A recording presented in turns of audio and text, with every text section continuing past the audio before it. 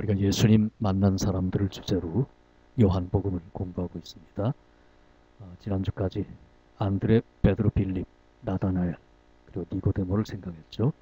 지난주에 생각했던 니고데모, 참 지식인이고 정치가고 또 돈도 많은 권세를 가진 사람이지만 오직 예수님에게만 소망이 있다는 것을 우리에게 보여주죠. 또 크리스찬 라이프는 영적인 삶인 것 거듭나야 한다. 그러니까 많은 지식이 있고 성경을 알지만 영적인 진리에 많이 무지했던 것을 봅니다. 그리고 밤중에 주님을 찾아오고 시간이 많이 걸리지만 마지막엔 주님의 장례를 치르는 그런 제자의 모습으로 변해가는 걸 볼 때 우리의 노력과 성장에 대한 우리 헌신이 필요한 걸 배우게 됩니다. 오늘은 6번째 요한복음 4장 3절부터 10절까지 사마리아 여인을 생각합니다. 같이 읽겠습니다. 유대를 떠나사 다시 갈릴리로 가실새 사마리아를 통과하여야 하겠는지라. 사마리아에 있는 수가라 하는 동네에 이르시니 야곱이 그 아들 요셉에게 준 땅이 가깝고 거기 또 야곱의 우물이 있더라. 예수께서 길 가시다가 피곤하여 우물 곁에 그대로 앉으시니 때가 6시쯤 되었더라. 사마리아 여자 한 사람이 물을 기르러 왔음에 예수께서 물을 좀 달라 하시니 이는 제자들이 먹을 것을 사러 그 동네에 들어갔음이로라. 사마리아 여자가 이르되 당신은 유대인으로서 어찌하여 사마리아 여자인 나에게 물을 달라 하나이까 하니 이는 유대인이 사마리아인과 상종하지 아니함이로라. 예수께서 대답하여 가라사대 네가 만일 하나님의 선물과 또 네게 물 좀 달라 하는 네가 누구인 줄 알았더라면 네가 그에게 구하였을 것이고 그가 생수를 네게 주었으리라. 아멘. 집을 하나 보여줄 텐데요. 뭐 이런 집 하나 갖고 있으면 좋겠죠? 뭐 나 같으면 너무 크고 뭐 한쪽만 줘도 좋을 것 같아요. 이 집이 세계적으로 매우 유명한 집입니다. 어떤 집인가 하면 억만장자가 38년 동안 160에이커의 정원을 가진 6에이커의 집을 지은 겁니다. 그리고 유장어린 농장이 한 2에이커? 3에이커? 거기에 뭐 온실도 많고 그렇잖아요. 그런데 6에이커 전체가 집입니다. 그리고 그 집을 둘러싸고 있는 160에이커의 파크가 있습니다. 그래서 앞면만 보여줬는데 이 집의 전체가 어떻게 생겼는가 놀라지 마세요. 한 동네입니다. 한 동네.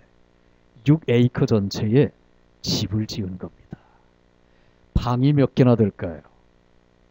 놀라지 마세요. 160개의 방이 있습니다. 이 안에 40개 독립된 층계가 있고요. 47개 화로가 있습니다. 52개 지붕에 난 창들입니다. 지붕에 난 창. 이런 것들이 52개.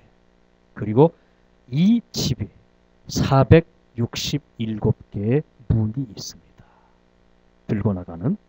그리고 창문이 1만 개가 넘습니다. 대단하죠? 자, 그런데 이상해요. 방마다 특징이 있습니다.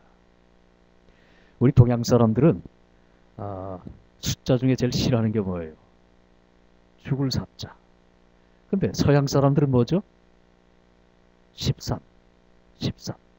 13을 싫어하잖아요. 고층 빌딩에 가면 13층이 없습니다. 여기도. 거의가 없죠. 그런데 방마다 창의 1만 개의 창문이 있는데 창마다 유리를 13개를 붙인 겁니다. 13쪽을 붙여서 창문을 만들고요.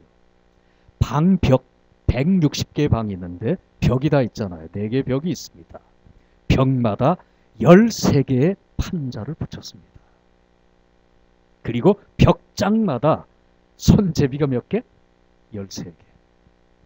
그리고 방마다 샹데리아가 빛나는데 샹데리아에 달려있는 배롱이 13개입니다. 왜 그랬을까요? 이거 뭔가 좀 냄새가 나지 않습니까? 그래서 이 집의 이름이 윈체스터 미스터리 하우스. 아주 신비로운 미스테리한 집입니다. 자, 왜 그런지 얘기를 해드릴게요.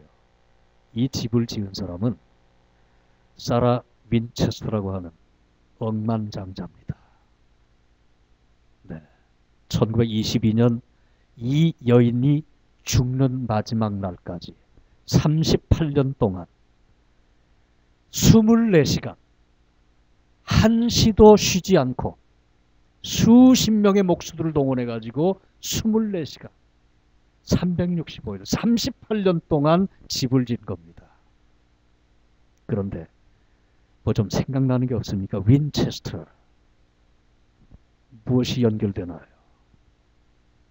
서부 개척 당시에 미국 사람들이 가장 많이 썼던 총이 윈체스터입니다.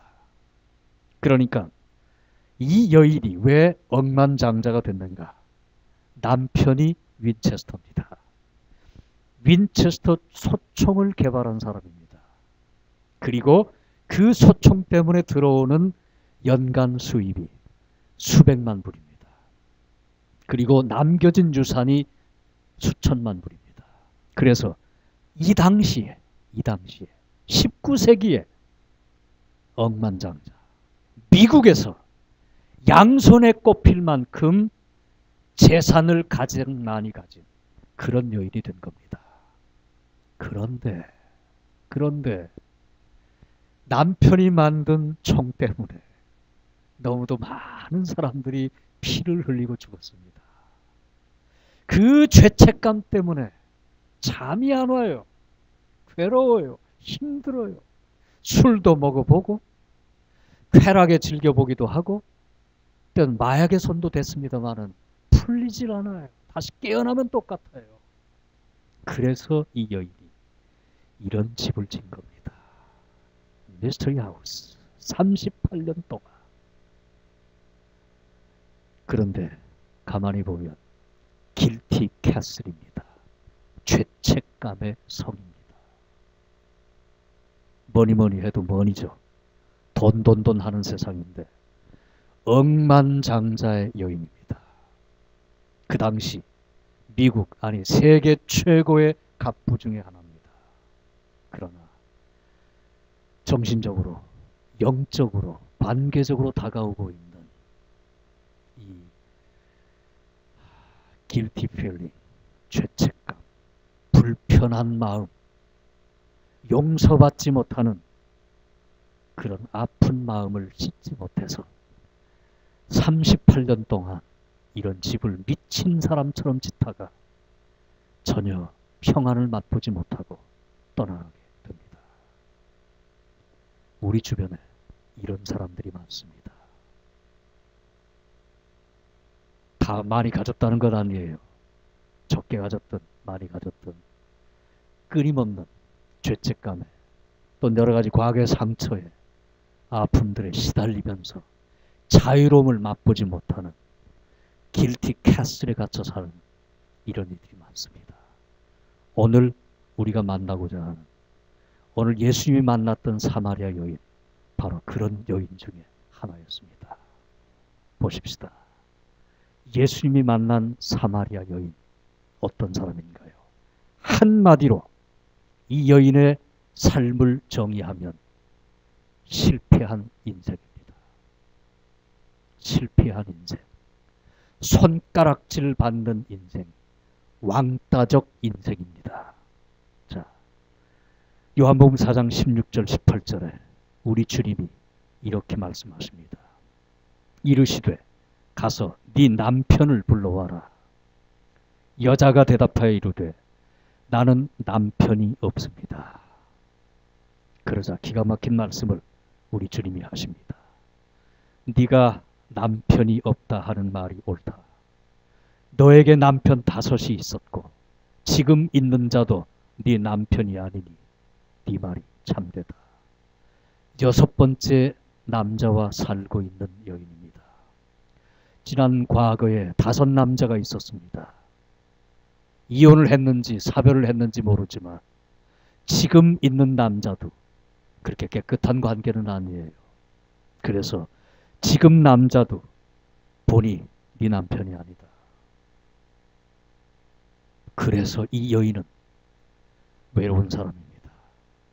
슬피한 사람이에요. 손가락질 받는 사람입니다. 그런 거로 이 사마리아 여인의 삶을 들여다보면 몇 가지 모습이 나타나요.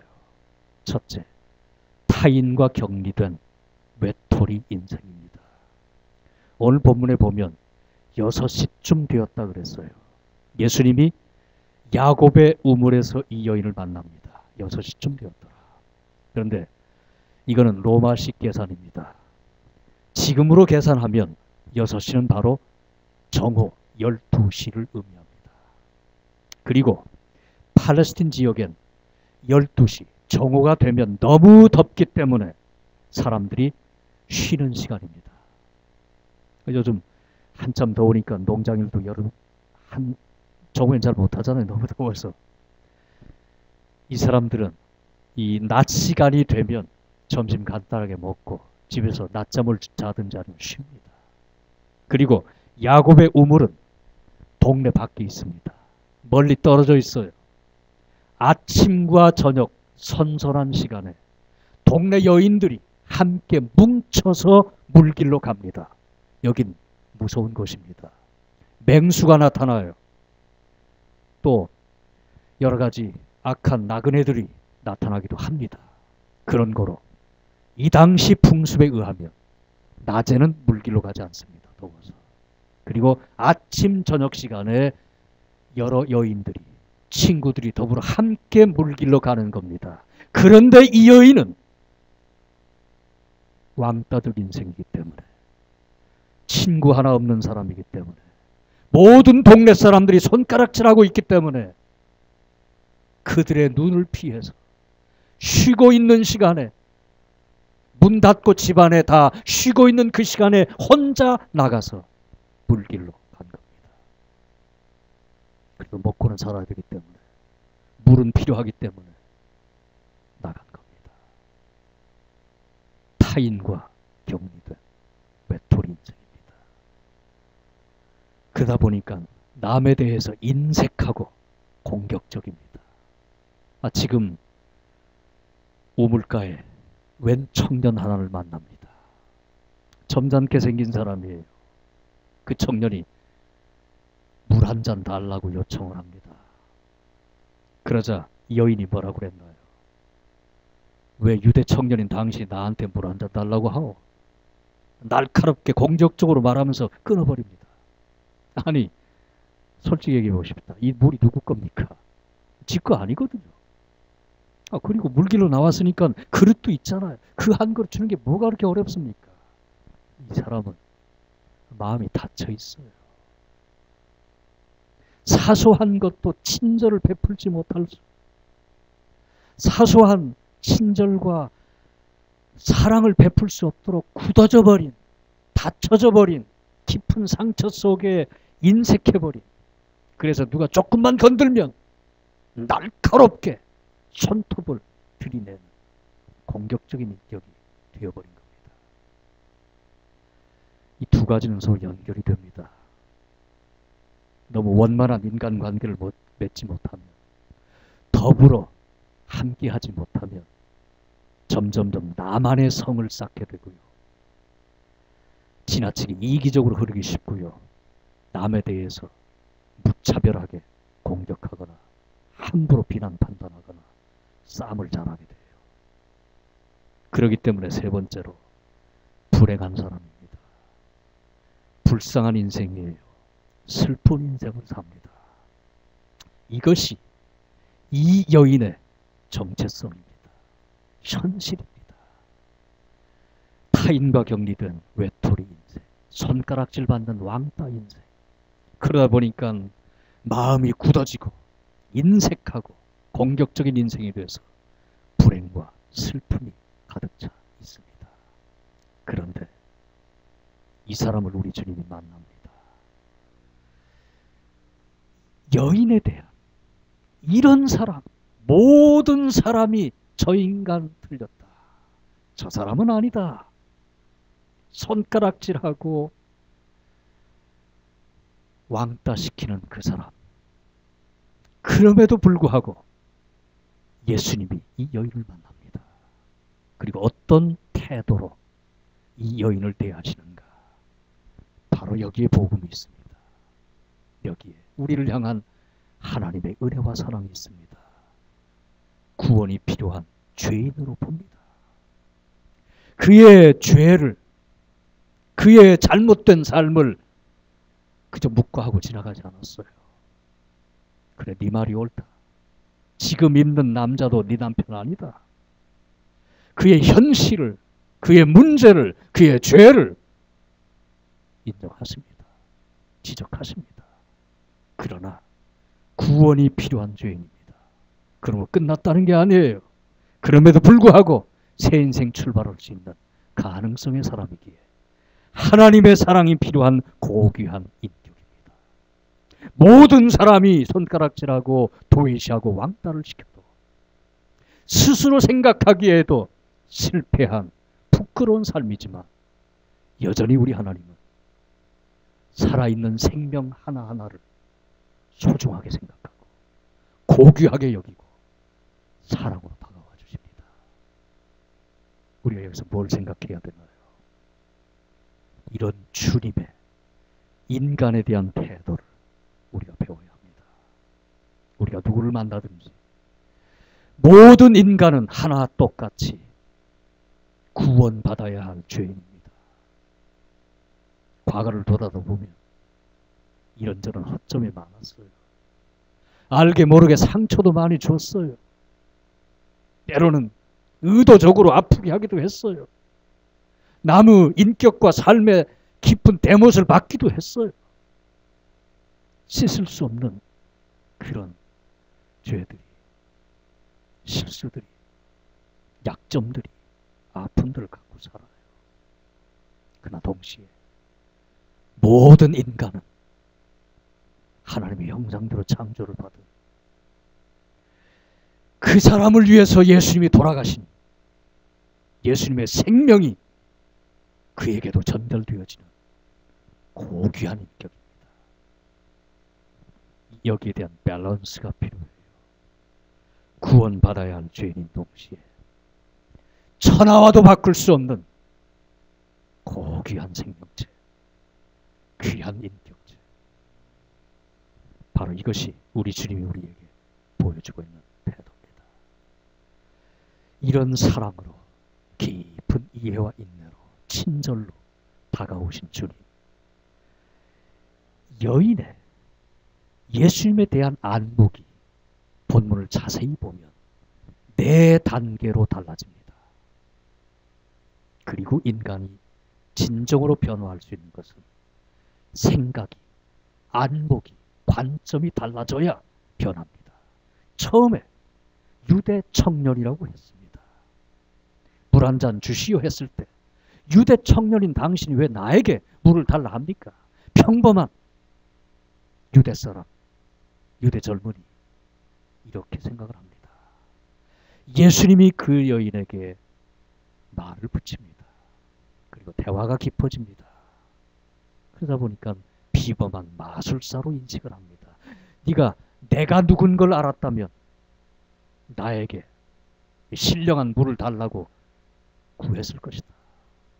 그랬더니 여인이 하는 말이 그런 물을 내게 주사 나로 하여금 물길로 오지 않게 해주십시오. 뭡니까? 마술적인 능력을 행사하는 비범한 인물이란 말입니다. 그냥 여기까지 이 대낮에 남의 눈을 피해서 그래도 먹고는 살아야 되기 때문에 물길로 나오는 이런 수고하지 않게 해달라고. 마술적인 물을 나에게 능력적으로 베풀어 달라고. 조금 안목이 달라졌어요. 그러나 조금 더 지나가면 예수님이 그에게 진리를 얘기합니다. 영적인 물에 대해서 얘기합니다.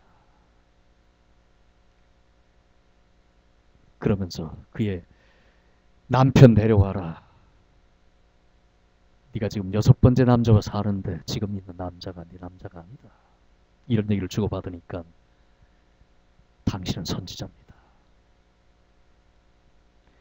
마술을 베푸는 비범한 사람일 뿐 아니라 참 하나님의 진리를 선포하는 영적으로 깊은 능력을 가진 선지자입니다. 다 계속 대화가 깊어집니다. 예배를 어디서 드려야 합니까? 어떤 자가 구원을 받습니까?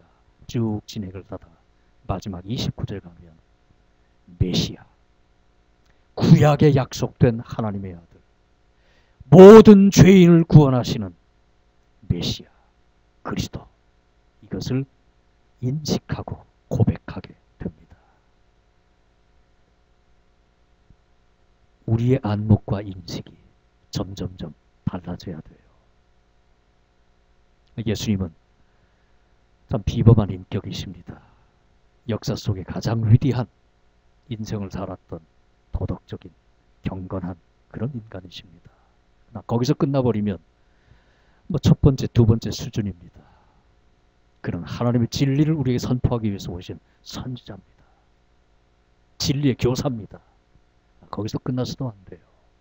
바로 예수님은 구약에 예언된 하나님의 아들, 모든 인간을 구원하시는 메시아. 그래서 예수님을 통해서만이 내가 하나님의 자녀가 되고 구원받을 수 있다는 확신, 이러한 안목과 믿음이 우리의 삶을 새롭게 변화시키고 새 인생을 출발하도록 이끌어줍니다. 그래서 이제 마침내 예수님을 만났던 사마리아 여인, 어떤 모습으로 변하는가? 요한복음 4장 26절부터 40절, 30절 쭉 보면 거기 이런 구절이 나옵니다. 예수께서 이르시되 네가 말하는 내가 그러다. 바로 네가 얘기하는 메시아가 바로 나다. 이거를 이제 여인이 깨닫게 되었을 때 여자가 물동이를 버려두고 동네에 들어가서 사람들에게 이르되 나의 행한 모든 일을 내게 말한 사람을 와보라. 이는 그리스도가 아니냐 하니 저희가 동네에서 나와 예수께 오더라. 예수님을 만난 이후에 이 여인의 달라진 모습입니다. 이 본문을 자세히 보면 여기 세 가지의 달라진 모습이 나타납니다. 첫째, 자기 인식의 변화입니다. 자, 이 여인이 어떤 일을 했습니까? 동네 사람들에게 들어가서 쉬고 있는 동네 사람들을 깨웁니다. 그들에게 외쳤어요. 메시아를 만났다. 메시아가 우리 동네에 왔다. 이제까지 이 여인은 동네 사람들을 피해서 살았습니다. 그 사람들의 손가락질이 너무도 두려웠어요. 그들과 함께 할 수가 없었어요. 그런데 당당하게 그들 앞에 가서 지금 쉬는 시간이에요. 그런 것 아랑곳하지 않고 그들이 나를 어떻게 생각하는 게 더 이상 중요하지 않아요. 이제 예수님을 만난 다음에 예수님의 사랑받는 인간으로서의 자기에 대한 인식이 변화되었기 때문에 남이 평가하는 내가 아니라 메시아 예수 그리스도가 하나님이 평가하는 하나님의 자녀로서의 내가 소중하기에 그 정체성, 그 자기 인식을 가지고 새 인생을 출발하는 겁니다. 여러분, 그리스도 안에 있다는 것, 예수님의 생명이 내 안에 들어와 있다는 거예요. 예수님의 제자의 삶을 사는 것이고 하나님 자녀의 인생을 사는 겁니다. 때로 이민생활 하다 보면 내가 원치 않는 그런 일도 해야 하고 그런 관계도 가져야 하고 그런 상황에 들어가기도 하고 때로는 자존심 상하는 일들도 많이 당해요. 그러나 그런 환경으로 인해서 관계로 인해서 내가 하는 일 때문에 내가 규정되거나 인식될 필요는 없습니다. 그건 어차피 지나가는 것들이에요. 진정한 나는 하나님의 자녀로서의 예수 그리스도가 십자가의 생명까지 아낌없이 내어주시고 나를 사랑하시는 그 귀한 은혜 가운데서 나를 바라볼 수 있어야 돼요. 바로 사마리아 여인은 예수님을 만난다.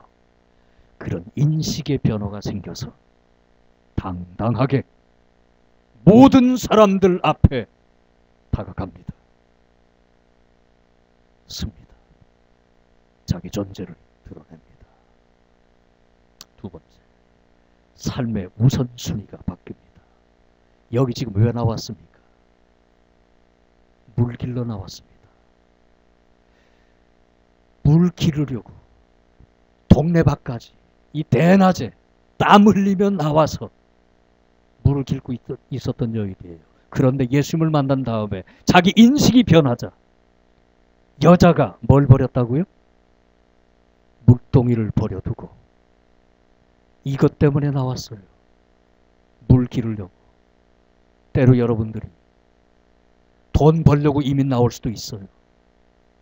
세상적으로 물질적으로 성공하고 싶어서 사업도 시작하고 이런저런 일들을 할 수도 있어요. 그러나 예수 안에 있는 삶은 이제 삶의 프라이오리티가 달라져야 돼요. 더 이상 물동이가 아니에요. 물을 기르는 것도 나 혼자 잘 먹고 살기 위해서가 아니라 주님을 위해서란 말입니다. 물동이를 버려두고 예수님을 전하려고 들어갑니다. 생명이 우선이기에 그 소중한 생명들을 만나고 그들에게 생명의 복음을 전합니다. 그렇다고 다 직업 그만두고 선교사나 전도자들란 말은 아닙니다. 우선순위를 항상 먼저 God first. 너희는 먼저 그의 나라와 그의 의를 구하라. 내게 주어진 모든 삶의 기회, 일하는 것들, 관계, 주어진 물질, 그것이 퍼스트가 되면 안 돼요. 하나님의 자리에 올라서는 순간 우상이 됩니다. 우린 프라이오리티를 항상 먼저 하나님에게, 그의 나라에 둬야 돼요. 세 번째, 이제 비로소 사명자 인생, 목적이 있는 삶을, 그래서 복음 증인의 삶을 살아가게 되는 겁니다. 사마리아 여인, 실패한 인생이었어요. 모든 사람들에게 손가락질 받는, 함께 할 수 없는 외톨이 인생입니다. 그래서 슬프고 고달픈 삶입니다. 그런 여인이 주님을 만났을 때 새 인생 출발합니다. 왜냐하면 예수님은 우리에게 새 생명, 새 은혜, 새 인생을 약속하고 살아갈 수 있는 힘과 지혜와 능력과 축복을 쏟아주시기 때문입니다. 어떤 사람이 이런 책들을 모아놨더라고요. 10대 꿈을 위해 공부에 미쳐라. 열심히 공부하란 말이죠. 20대 공부에 미쳐라. 30대 다시 공부에 미쳐라. 40대 공부 다시 시작해라. 공부하다 죽어라. 공부하다 죽어라. 그런데 이런 책이 잘 팔리고 공감이 되는 이유가 얼마 전에 나온 한국 사람들, 소위 40대 이상 70대까지 인생을 다시 시작한다면 가장 하고 싶은 게 뭐냐, 또 가장 후회되는 일이 뭐냐 그랬더니 한국 성인 남녀들 넘버원이 뭔지 아십니까? 좀 더 공부 열심히 할 것 후회합니다. 좀 더 배우고 살 것, 좀 더 많은 걸 배울 것.